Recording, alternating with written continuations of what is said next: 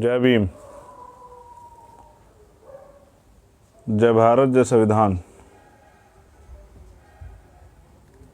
जय लोकतंत्र, जय विज्ञान और जय भीम आर्मी, जय आज़ाद समाज पार्टी। आज एक महत्वपूर्ण लाइव के लिए मैं आपके बीच में हूँ। उस लाइव पे मैं कई दिन से प्रयास कर रहा था कि पहले एक बार मेरे पास जानकारी आ जाए तभी मैं अपनी बात रखूँ। तो बहुजन समाज में जन्मे संतों, गुरुओं, महापुरुषों को नमन करते हुए, करुणा के सागर तथागत गौतम बुद्ध, संत शिरोमणि सतगुरु रविदास जी महाराज, भगवान वाल्मीकि महाराज, गुरु नानक देव, संत कबीर, गुरु घासीदास जी, परिवर्तन के नायक, परिवर्तन के अग्रदूत, राष्ट्रपिता ज्योतिबा फूले, छत्रपति साहू जी महाराज, जिनको आज हम नमन भी कर रहे हैं, छत्रपति शिवाजी महाराज, पेरियर रामानायकर स्वामी, पेरियर लल्लई यादव, बाबू जगदेव प्रसाद कुशवाहा, जननायक कपूरी ठाकुर, बिरसा मुंडा,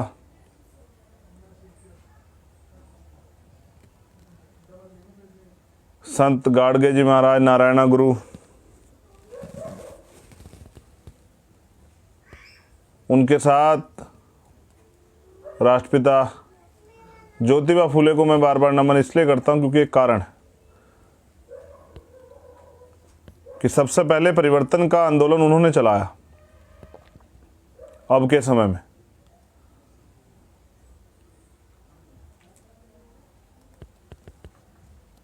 यह आंदोलन 1848 से जो आंदोलन चला, जो राष्ट्रपिता ज्योतिबा फूले के नेतृत्व में चला, फिर छत्रपति साहू जी महाराज, फिर बाबा साहब अम्बेडकर और माननीय काशीराम साहब ने जिसको चलाया, जो बहुजनों को सत्ता प्राप्ति का आंदोलन,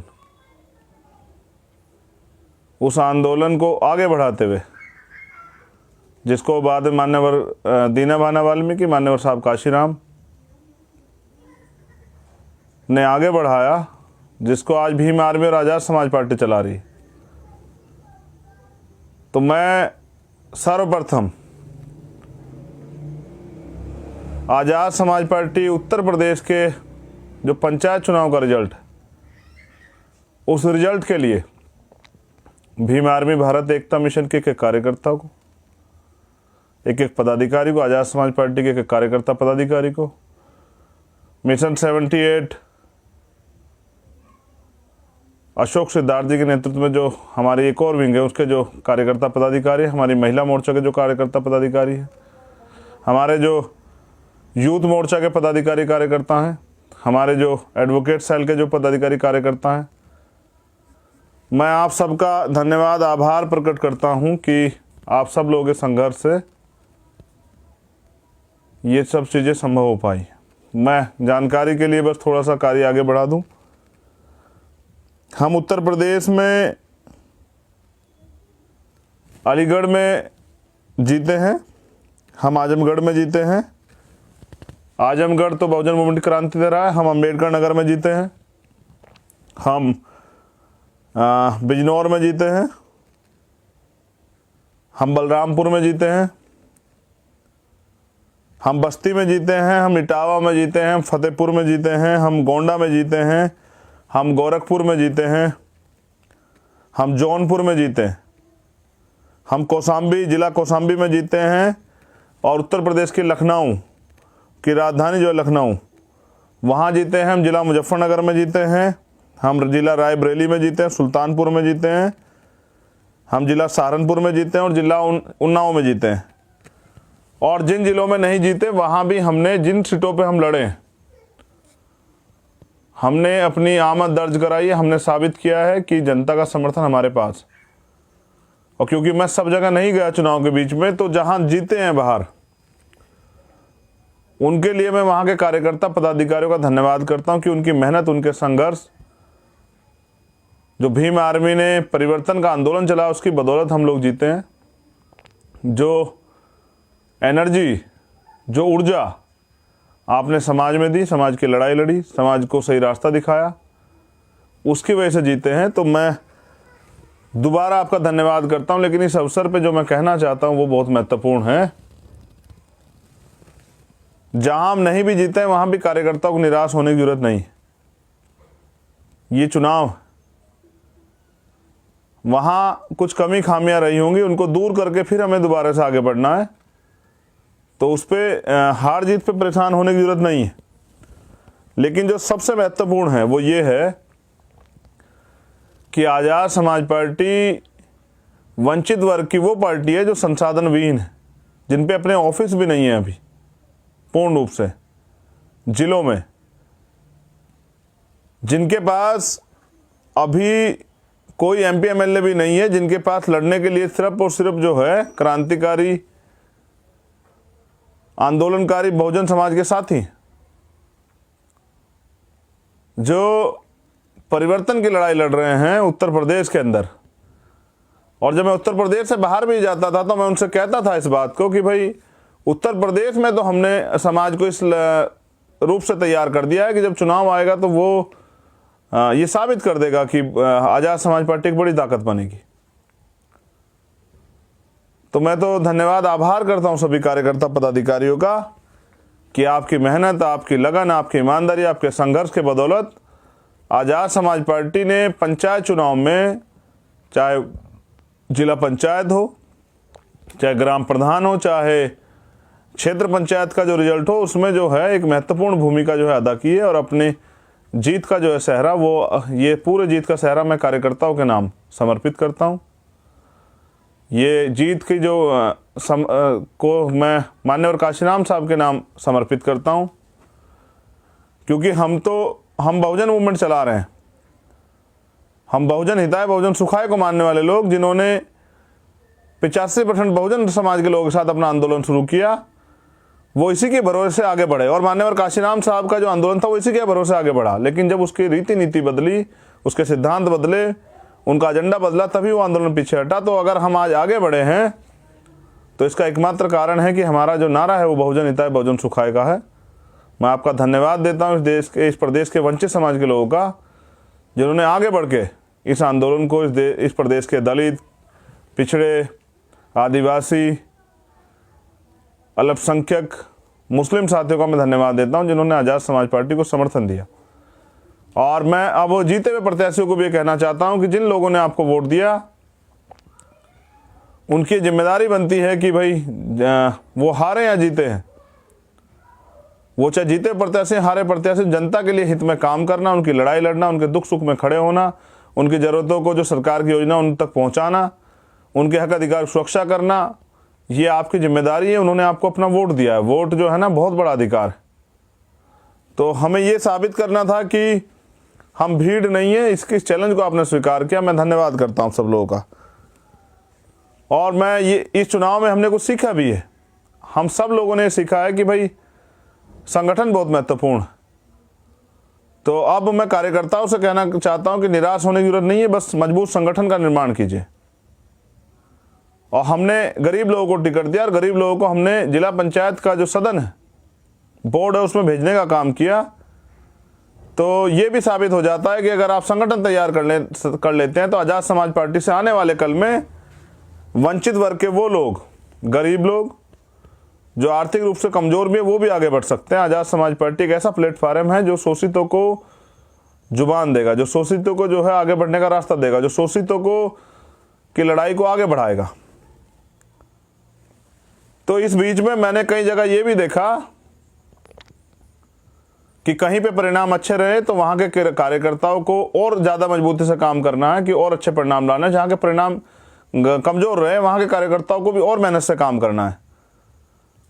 और मगर इस सिद्धांत के साथ कि ज़्यादा कुछ मिल जाए तो ज़्यादा खुश नहीं होते, और बहुत कम मिल जाए तो निराश नहीं होते। इस बात को याद रखते हुए, क्योंकि ये लड़ाई हमारी जो है ना सत्ता के साथ व्यवस्था परिवर्तन की लड़ाई है, इसलिए मैं आपसे कहना चाहता हूं कि जहां अच्छा रिजल्ट नहीं आया है उन लोगों को भी और ज़्यादा मेहनत करने की ज़रूरत है, दूसरे साथियों से सीख लेके, निराशा छोड़ते हुए, क्योंकि यहाँ हर एक दिन एक नया चैलेंज, वो चैलेंज स्वीकार करना है और उसको पूरा करना है। लेकिन मैंने ये भी देखा कि भारतीय जनता पार्टी के लोगों ने जिस तरह से वोट के रिजल्ट में जनादेश में धांधलीबाजी की, ये भी मैंने बड़े पैमाने पर देखा। और कई जगह पे तो मैं भीम आर्मी की टीम को सल्यूट करता हूँ, आज़ाद समाज पार्टी की टीम को सल्यूट करता हूँ कि उन्होंने जो प्रत्याशी हमारे जीत गए थे उनको हराने का प्रयास किया, तो हमारे कार्यकर्ताओं ने वहाँ लड़ाई लड़ी। जैसे बड़ी लड़ाई हमारे कार्यकर्ताओं ने लड़ी अंबेडकर नगर में, और एक बड़ी लड़ाई हमारे कार्यकर्ताओं ने लड़ी प्रदेश की राजधानी लखनऊ में। तो मैं वहाँ की टीमों का भी धन्यवाद करता हूँ। मैं मगर प्रदेशवासियों को ये कहना चाहता हूँ कि जो लोग आपके द्वारा दी गई वोट की सुरक्षा नहीं कर रहे हैं, धांधलेबाजी की बात तो बहुत जगह कर रहे हैं लोग, लेकिन जो आपके दी गई वोट की सुरक्षा भी नहीं कर पा रहे हैं, वो आपकी सुरक्षा कैसे करेंगे, आपकी रक्षा कैसे करेंगे, ये आपको सोचना चाहिए।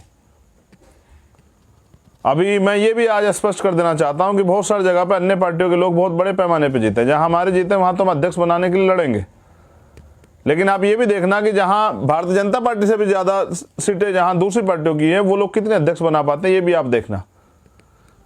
क्या आपके द्वारा दी गई वोट का वो सदुपयोग कर पाते हैं, या भाजपा से डर के जो है वहां जिला पंचायत अध्यक्ष नहीं बना पाते, ये भी जो है अब आपके सामने आ जाएगा।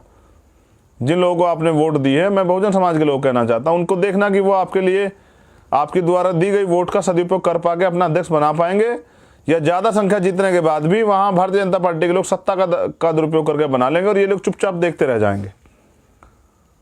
तो ये एक बड़ा सवाल आप लोगों के बीच में रहेगा। मगर मैं कार्यकर्ताओं के लिए तो ये कहना चाहता हूं कि मुझे आदत है, और हमारे कार्यकर्ता ने भी उस आदत को एक्सेप्ट कर लिया है कि लोग उनको चैलेंज देते हैं और उस चैलेंज को स्वीकार करते हैं। तो ये तो एक अच्छी आदत है। और मैं तो कहता हूं कि हमारे कार्यकर्ताओं को आप अब 2022 का चैलेंज दीजिए कि भाई पहले आपने चैलेंज दिया था कि भाई आपने आज ग्राम प्रधान जिता के दिखाओ, तो उन्होंने तो अपना जिला पंचायत भी जिता दिया। तो अब मैं चाहता हूं कि क्योंकि हमारा बहुजन समाज जो सोया हुआ समाज है, तो मैं अपने आलोचक साथियों से कहना चाहता हूं, पहले तो मैं उनका धन्यवाद करता हूं। वो कहते हैं ना कि निंदक नीरे राखिए, तो मैं तो उनका साधुवाद करता हूं कि वो आलोचना करते रहते हैं, तो हमारे कार्यकर्ताओं में जोश आता रहता है, जुनून आता रहता है। जोश जुनून का तो लड़ाई है, एटीट्यूड की तो लड़ाई, स्वाभिमान की। तो मैं ये कहता हूं कि वो हमारे कार्यकर्ताओं को और जो हैं ज़्यादा आलोचना करें, उनको कहें कि भाई आप विधायक नहीं जिता सकते, तो वो विधायक जिता कर भी साबित करें 2022 में। तो ऐसा मैं आलोचकों को भी कहना चाहूँगा, और मैं अपने कार्यकर्ताओं पदाधिकारियों से कहना चाहता हूँ कि भाई बहुत कम मेहनत का समय आपको मिला, आपने जो आपके लोग थे उसको वोट में भी तब्दील कर दिया, लेकिन आपको समय नहीं मिला। मैं इस बात को बेहतर समझता हूँ। और फिर पहली बार उत्तर प्रदेश में ये हुआ कि धारा 144 में चुनाव हो रहा था पंचायत का, और जो स्थापित पार्टियां हैं उनको नकारते हुए सैकड़ों जगह पे आजाद समाज पार्टी के कार्यकर्ता जो पंचायत चुनाव में जो प्रत्याशी थे वो दूसरे नंबर पर रहे। ये भी एक बहुत बड़ी उपलब्धि। तो मैं कार्यकर्ताओं कहूँगा कि वो उनके इस आंदोलन ने, उनके संघर्ष ने, उसके इस बल ने हमें और बल दिया है।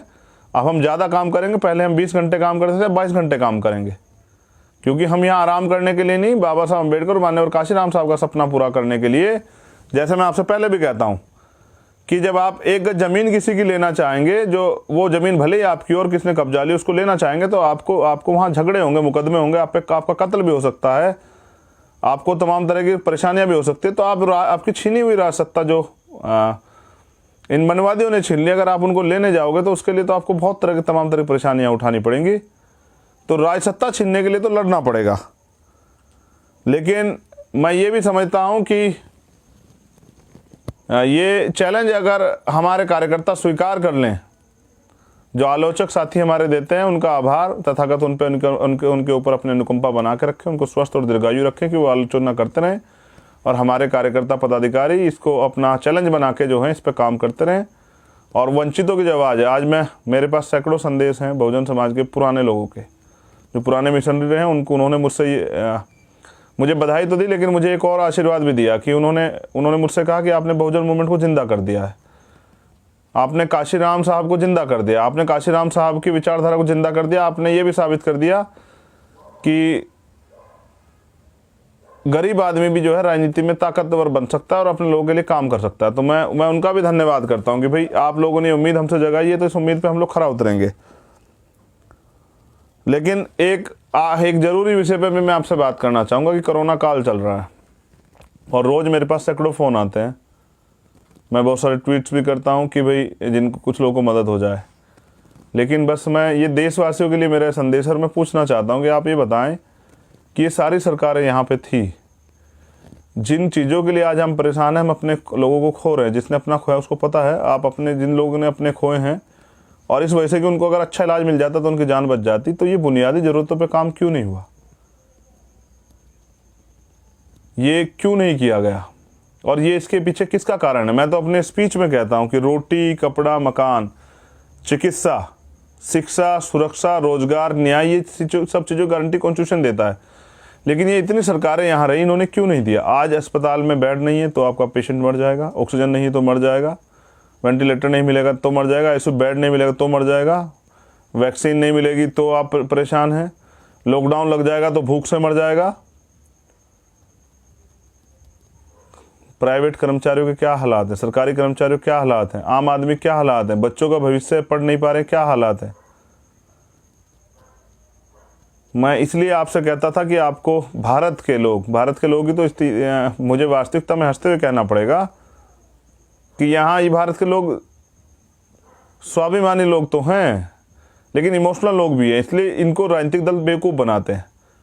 ये भारत के जो इमोशनल लोग हैं, ये तो जब मैच होता है भारत का, क्रिकेट टीम का मैच होता है, तो ये तो वहाँ अपनी सांसें रोक के बैठ जाते हैं कि भाई हमारी टीम हार ना जाए।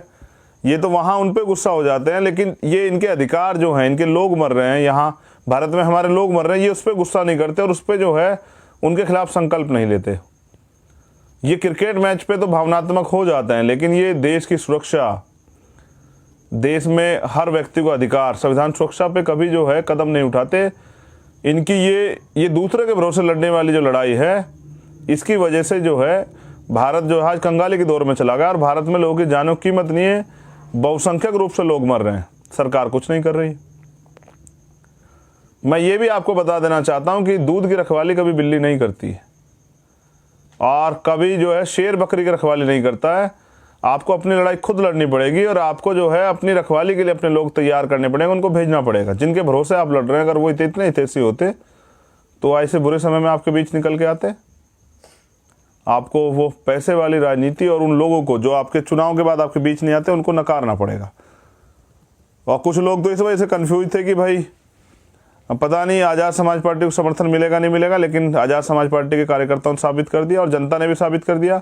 और ये जो पंचायत चुनाव है, गांव स्तर का चुनाव है, ये देहात स्तर का चुनाव है, ये देहात का चुनाव है। यहाँ गांव में गरीब लोग रहते हैं, तो इससे ये भी स्पष्ट हो जाता है कि गरीब लोगों का समर्थन जो है वो वंचित समाज की एकमात्र आवाज़, उम्मीद आज़ाद समाज पार्टी के साथ है, भीम आर्मी के साथ है।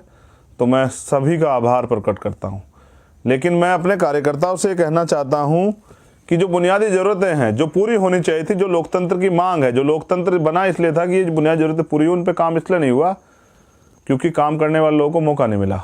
मगर मैं अपने कार्यकर्ताओं को कहना चाहता हूँ, अपने नेताओं को, कि संकल्प लेके, माननीय काशीराम साहब कहते थे, तमन्ना अगर सच्ची हो तो रास्ते हजार होते हैं, तमन्ना अगर झूठी हो तो बहाने हजार होते हैं। बाबा साहब ने आपको वोट का अधिकार दिया है, बाबा साहब ने आपको स्वाभिमान से जीने के लिए अधिकार दिए, आपको आर्थिक रूप संपन्न होने के लिए अधिकार दिए, आपको लड़ने की ताकत दी है, आपकी सुरक्षा के लिए संविधान दिया है। लेकिन इनकी सुरक्षा कौन करेगा, इन अधिकारों की? इसके लिए भी आपको चैलेंज स्वीकार करना पड़ेगा। तो मैं अपने कार्यकर्ता साथियों से कहना चाहता हूं कि अब आप संकल्प लें कि हम 2022 की तैयारी के लिए उत्तर प्रदेश में उतर रहे हैं, और जो अन्य प्रदेशों के साथी हैं वो भी बहुत उत्साहित हैं इस चीज़ से। मैं उनसे भी ये कहना चाहता हूं कि आप भी अपने यहाँ मजबूत संगठन तैयार कर लें। जन समर्थन जो है, गरीब जनता का समर्थन आपके पास है, 90% वंचित वर्ग के लोग आपके साथ खड़े हैं। कल से बधाइयों के बधाई संदेशों की भरमार लगी हुई है, लेकिन मुझे मेरे मन में भी कुछ सपने हैं वंचित वर्ग के दुख पीड़ा को समाप्त करने के, बाबा साहब डॉक्टर भीमराव अम्बेडकर जी के सपने को पूरा करने का। शहीद आजम सरदार भगत सिंह, सरदार उधम सिंह, सरदार करतार सिंह सराभा और जो अन्य हमारे शहीद हुए हैं, 2 अप्रैल के जो शहीद, बहुजन मूवमेंट के जो शहीद, बहुजन मूवमेंट के जो पिलर लोग हैं, समर्थक लोग हैं, मैं उनके सपनों की परवाह करता हूँ। मैं बाबा साहब अम्बेडकर और माननीय काशीराम साहब के सपनों की परवाह करता हूँ। मैं ज्योतिबा फूले, मैं राष्ट्रपिता ज्योतिबा फूले, पेरियर साहब, बाबा जगदेव प्रसाद कुशवाहा, जननायक कर्पूरी ठाकुर के भी सपनों की परवाह करता हूँ। मैं माँ अवंतिका बाई लोधी, वीरांगना झलकारी भाई, और मेरी तो माँ दुल्लई, वो महानायिका जिन्होंने अन्याय अत्याचार करने वालों को सबक सिखाया। मैं वीरांगना फूलन देवी को भी नमन करता हूँ, और मैं नमन करता हूँ आज हमारे बहुत ही एक के साथ अब एक और साथी हमारे जिनको नमन मैं करता हूँ, मेरे बड़े भाई चौधरी अजीत सिंह जी, वो किसानों के मसीहा, किसानों के नेता, गरीबों के नेता आज हमारे बीच नहीं रहे, मैं उनको भी नमन करता हूँ। लेकिन इस देश को खोखला होने से बचाइए, ये भ्रष्टाचार को स्थापित करने वाले राजनेताओं से इस देश को बचाइए। लोकतंत्र को, वास्तविक लोकतंत्र को जिंदा करने के लिए, संविधान को पूर्ण रूप से लागू कराने के लिए मैं कार्यकर्ताओं से कहना चाहता हूँ कि उत्साहित होकर घर ना बैठे, निराश होकर घर ना बैठे, आए मैदान में उतरे और साबित करें कि आज़ाद समाज पार्टी बाबा साहब अम्बेडकर और मान्यवर काशीराम साहब के सपने को पूरा करने के बिना चैन से नहीं बैठेंगे हम लोग, और इस देश में बहुजन राज स्थापित करेंगे। मान्यवर काशीराम साहब कहते जो बहुजन की बात करेगा वो दिल्ली पर राज करेगा। इस संकल्प को, इस नारे को अपने जीवन में जो है आत्मसात कीजिए कि वोट हमारा, राज तुम्हारा, नहीं चलेगा, नहीं चलेगा। और शुरुआत हो चुकी है, अब आगाज हो चुका है। अब परिणाम क्या होगा 2022 का, ये तो आपकी मेहनत, आपकी लगन तय करेगी। लेकिन ये तो सत्य है कि आज़ाद समाज पार्टी अब मैदान में। जय भीम, जय भारत, जय संविधान, जय लोकतंत्र, जय विज्ञान, जय जवान, जय किसान। भीम आर्मी जिंदाबाद, आज़ाद समाज पार्टी जिंदाबाद। भीम आर्मी और आज़ाद समाज के कार्यकर्ताओं को मेरा साधुवाद, आभार कि आपने साबित किया। जो लोग ये कहते थे कि हम वेस्ट की पार्टी है, उनके भी मुंह पे जोरदार तमाचा है कि पूरे उत्तर प्रदेश के सभी जिलों में, जिस जिलों में हम लोग चुनाव लड़े, बिना संसाधनों के होते हुए, एक तरफ पैसे वाले लोग थे, एक तरफ गरीब लोग, और हमने वहाँ साबित किया कि हम मैदान में। ये सब भीम आर्मी की मेहनत की वजह से हो पाया। इसलिए भीम आर्मी के राष्ट्रीय अध्यक्ष जी को और पूरी राष्ट्रीय कमेटी को और सभी साथियों को और भीम आर्मी के कार्यकर्ताओं को मैं धन्यवाद करता हूँ। आज़ाद समाज पार्टी की राष्ट्रीय कमेटी को, कोर कमेटी को, एक एक कार्यकर्ता पदाधिकारी को मैं धन्यवाद करता हूँ। उत्तर प्रदेश की टीम का मैं धन्यवाद करता हूँ। जय भीम, और उत्तर प्रदेश की महान जनता का भी धन्यवाद करता हूँ कि आपने जो विश्वास हम पे दिखाया। विश्वास कीजिए, रास्ते कठिन, समस्याएं बहुत, लेकिन जीतेंगे ज़रूर। आपके सपनों को पूरा ज़रूर करेंगे। और मैं जैसा कहता हूँ कि मैं अकेला ही चलाता मंजिले जानिब, लोग मिलते गए कारवां बनता गया। अब एक तरफ पैसे वाले लोग और एक तरफ मूवमेंट के लोग, बहुजन मूवमेंट के सच्चे और ईमानदार लोग। मैं उत्तर प्रदेश की जनता से भी कहता हूँ कि आज़ाद समाज पार्टी का साथ दें। और जो लोग घर निराश होकर बैठ गए थे, मान्यवर काशीराम साहब के साथी और उनके चेले, उनके मिशन मूवमेंट में सहयोगी, उनसे भी मैं निवेदन करूँगा कि आइए, मैं आपका स्वागत करता हूँ। आइए, एक नया कल लिखते हैं, एक नया इतिहास लिखते हैं। वंचितों, शोषितों को उनके अधिकार दिलाने के लिए, न्याय दिलाने के लिए, भारत में बाबा साहब अम्बेडकर, माननीय काशीराम साहब के सपनों पूरा करने के लिए आज़ाद समाज पार्टी का साथ दें। जय भीम, जय भारत। मैं इसके साथ एक अंतिम लाइन में अपनी महिला नेत्रियों का भी आभार प्रकट करता हूँ कि उन्होंने बहुत मेहनत की। बहुत बहुत धन्यवाद। जय भीम।